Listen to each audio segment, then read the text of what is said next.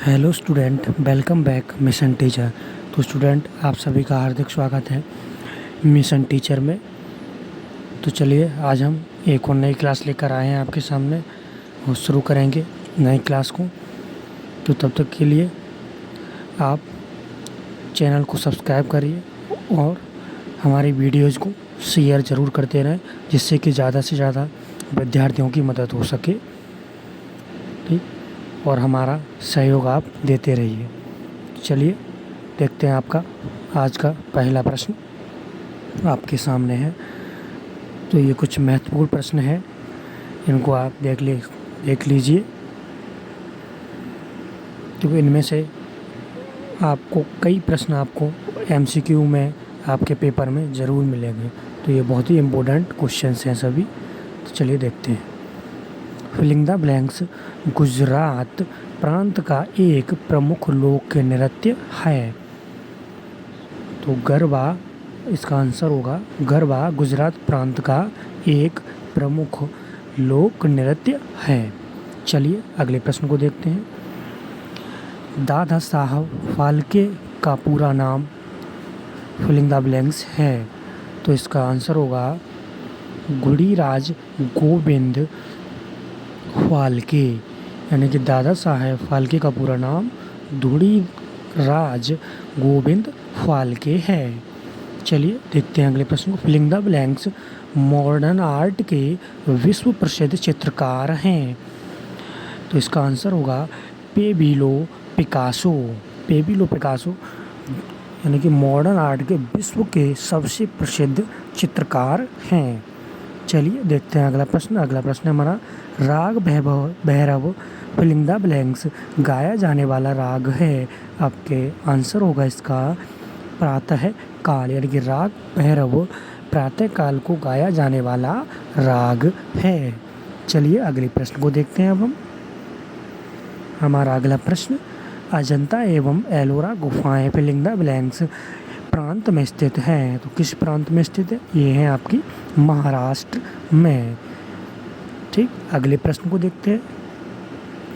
एप्टा EPTA का full form क्या है, यानी कि पूरा नाम क्या है? तो इसका आंसर होगा expanded programme of technical assistance. इसका फुल फॉर्म होगा एप्टा का। चलिए देखते हैं अगले प्रश्न को। अब अगला प्रश्न हमारा, नाद के फिलिंग द ब्लैंक्स दो प्रकार हैं, यानी कि नाद के कौन कौन से दो प्रकार हैं? तो इसका आंसर होगा अनाहत एवं आहत नाद, यानी कि अनाहत नाद और आहत नाद, ये इसके दो प्रकार हैं। चलिए देखते हैं अगले प्रश्न को। हमारा अगला प्रश्न, गायन के अंतर्गत फिलिंग द ब्लैंक्स दो स्वर आते हैं। तो इसका आंसर होगा शुद्ध स्वर एवं विकृत स्वर, यानी गायन के अंतर्गत शुद्ध स्वर एवं विकृत स्वर आते हैं। चलिए अगले प्रश्न को देखते हैं। सप्तक के फिलिंग द ब्लैंक्स तीन प्रकार हैं। तो इसका आंसर होगा मंद्र सप्तक और मध्य सप्तक तथा तार सप्तक, इसके तीन प्रकार होंगे। चलिए अगले प्रश्न को देखते हैं। अगला प्रश्न हमारा, लय के फिलिंग द ब्लैंक्स कितने प्रकार हैं? तो इसका आंसर होगा विलिप्त लय, दूसरा मध्य लय और तीसरा द्रुत लय। तो इसका सही है, ये इसके तीन प्रकार होंगे लय के, विलिप्त लय, मध्य लय और द्रुत लय। चलिए अगले प्रश्न को देखते हैं। संगीत रचनाकार के अनुसार ताल में प्रतिष्ठित फिलिंग द ब्लैंक्स तीन पद होते हैं। तो इसका आंसर होगा गीत, वाद्य एवं नृत्य, यानी कि गीत और वाद्य एवं नृत्य संगीत रचना के अनुसार ताल में प्रतिष्ठित तीन पद होते हैं। चलिए अगले प्रश्न को देखते हैं। अब हम अगला प्रश्न हमारा, भवभूति द्वारा रचित नाटक फिलिंग द ब्लैंक्स है। तो कौन सा नाटक है आपका भवभूति द्वारा रचित? उत्तर रामायण। चलिए अगले प्रश्न को देखते हैं। उस्ताद अली अकबर खां फिलिंग द ब्लैंक्स प्रसिद्ध थे। किसके लिए प्रसिद्ध? सरोद वादन के लिए उस्ताद अली अकबर खां प्रसिद्ध थे। चलिए अगले प्रश्न को देखते हैं। अब हमारा अगला प्रश्न है, Pandit Hariprasad Chaurasia filling the blanks प्रसिद्ध हैं। किसके लिए प्रसिद्ध हैं? तो पंडित हरिप्रसाद चौरसिया बांसुरी वादन के लिए प्रसिद्ध हैं। चलिए अगले प्रश्न को देखते हैं। बिस्मिल्लाह खां बजाते थे फिलिंग द ब्लैंक्स। क्या बजाते थे? तो बिस्मिल्लाह खां शहनाई बजाते थे। चलिए अगले प्रश्न को देखते हैं। रविशंकर का प्रमुख वाद्य यंत्र था। तो क्या कौन सा वाद्य यंत्र था इनका? रविशंकर जी का तो प्रमुख वाद्य यंत्र सितार था। चलिए, तीजनबाई फिलिंग द ब्लैंक्स की प्रसिद्ध गायिका थी। तो तीजनबाई पंडवानी गीत की प्रसिद्ध गायिका थी। चलिए देखते हैं अब हम अगले प्रश्न को। हमारा अगला प्रश्न, अगले प्रश्न को देखते हैं अब। फुलकारी शिष्य फिलिंग द ब्लैंक्स का है। तो इसका आंसर होगा पंजाब, यानी कि फुलकारी शिल्प पंजाब का शिल्प है। चलिए अगले प्रश्न को देखते हैं। राजस्थान प्रसिद्ध है फिलिंग द ब्लैंक्स कार्य के लिए, संगमरमर के लिए, यानी कि राजस्थान संगमरमर के लिए बहुत ही प्रसिद्ध राज्य है। चलिए अगले प्रश्न को देखते हैं। अगला प्रश्न हमारा, स्वतंत्रता दिवस का त्यौहार फिलिंग द ब्लैंक्स को मनाया जाता है। तो स्वतंत्रता दिवस तो ये तो सभी को पता होगा, हमारा 15 अगस्त को मनाया जाता है। अगला प्रश्न, रत्नावली के लेखक फिलिंग द ब्लैंक्स हैं। तो रत्नावली नाटक के लेखक श्रीहर्ष जी हैं। चलिए अगले प्रश्न को देखते हैं। अगला प्रश्न हमारा, शिल्प कला द्वारा द्वात्रों का फिलिंग द ब्लैंक्स का विकास होता है। तो इसका आंसर होगा निर्णयात्मक ज्ञान का, यानी कि शिल्प कला द्वारा द्वात्रों का निर्णयात्मक ज्ञान का विकास होता है। चलिए देखते हैं अगले प्रश्न को। अगला प्रश्न हमारा, अभिज्ञान शकुंतलम के लेखक कौन हैं? तो इसका आंसर होगा कालिदास। अभिज्ञान शकुंतलम के लेखक कालिदास हैं। चलिए अगले प्रश्न को देखते हैं। उत्तर प्रदेश में फिरोजाबाद नगर फिलिंग द ब्लैंक्स किस लिए प्रसिद्ध है? तो उत्तर प्रदेश का फिरोजाबाद नगर कांच एवं कांच की चूड़ियों के लिए प्रसिद्ध यानी फेमस है। चलिए अगले प्रश्न को देखते हैं। हमारा अगला प्रश्न, Guru Parv filling the blanks द्वारा मनाया जाता है। तो इसका आंसर होगा सिखों द्वारा, यानी कि गुरु पर्व सिखों का बहुत ही प्रसिद्ध त्यौहार है। गुरु पर्व किसका प्रसिद्ध त्यौहार है? तो सिखों का, यह है सिखों द्वारा बनाया जाने वाला त्यौहार है। चलिए अगले प्रश्न को देखते हैं अब। अगला प्रश्न हमारा, कला सत्य की अनुभूति है, यह विचार फिलिंग द ब्लैंक्स किसका है? तो ये विचार प्लेटो का है। कला सत्य की अनुभूति है, यह विचार प्लेटो का है। चलिए अगले प्रश्न को देखते हैं। अगला प्रश्न, सौंदर्य शास्त्र को कांट ने फिलिंग द ब्लैंक्स कहा है।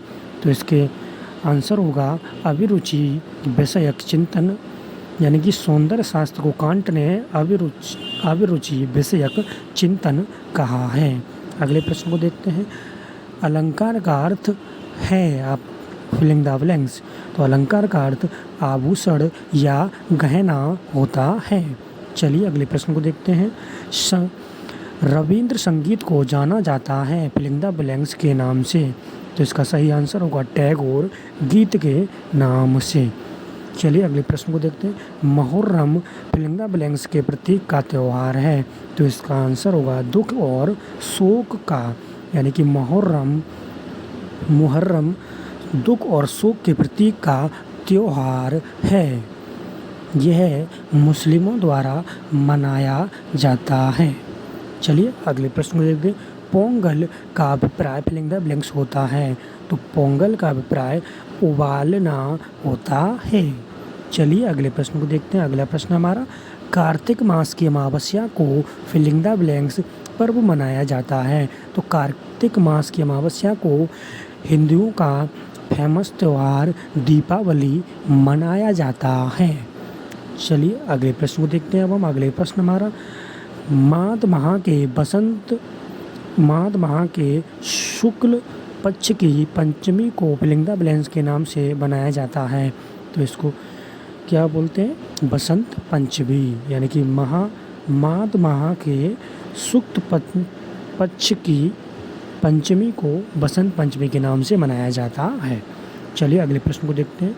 चित्रकला एक फिलिंग द ब्लैंक्स कला है। तो चित्रकला एक द्विविमीय कला है। चलिए अगले प्रश्न को देखते हैं। मॉडल के फिलिंग द ब्लैंक्स दो प्रकार हैं। तो कौन कौन से प्रकार हैं मॉडल के? हमारे मॉडल के स्थिर और गत्यात्मक दो प्रकार हैं। अगला प्रश्न, दशहरा को फिलिंग द ब्लैंक्स के नाम से जाना जाता है। तो दशहरा को विजयदशमी के नाम से भी जाना जाता है। चलिए अगले प्रश्न को देखते हैं। कला फिलिंग द ब्लैंक्स भाषा का शब्द है। तो कला संस्कृत भाषा का शब्द है। चलिए अगले प्रश्न को देखते हैं। संस्कृत साहित्य में कला शब्द का प्रयोग फिलिंग द ब्लैंक्स अर्थों में हुआ है। संस्कृत साहित्य में कला शब्द का प्रयोग 20 अर्थों में हुआ है। चलिए अगले प्रश्न को देखते हैं। अब हम कला भावपूर्ण भाषा की फिलिंग द ब्लैंक्स है। तो कला भावपूर्ण भाषा की अभिव्यक्ति है।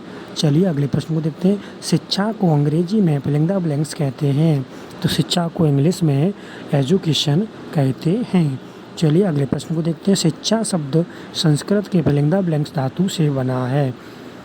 तो इसका आंसर होगा शिक्ष, यानी कि शिक्षा शब्द संस्कृत के शिक्ष धातु से बना है। चलिए अगले प्रश्न को देखते हैं। एडुकेटम का अर्थ फिलिंग द ब्लैंक्स होता है। तो एडुकेटम का अर्थ शिक्षित करना होता है।